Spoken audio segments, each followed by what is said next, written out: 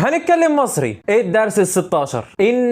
النفي في اللهجة المصرية والقهروية عموما مميز كده حبتين، ولكنه مميز لما بنحط حرف الزاي او السين او الصاد قبل الشين. ازاي بقى؟ انا ما احب الشغل النظري، لا هات عملي. خد يا سيدي، استعجل كده ليه؟ ما تروق. هتسأل صاحبك تقول له هو اخوك اتجوز؟ فهو لو عايز ينفي هيقول لك ايه؟ لا ما اتجوزش. وقصيع كده حبتين، ما اتجوزش. خدت بالك؟ او لما الست الوالده يعني ربنا يحفظ لكم ما يعجبهاش ذوقك في القميص اللي هتلبسه النهارده، وده طبيعي يعني عموما.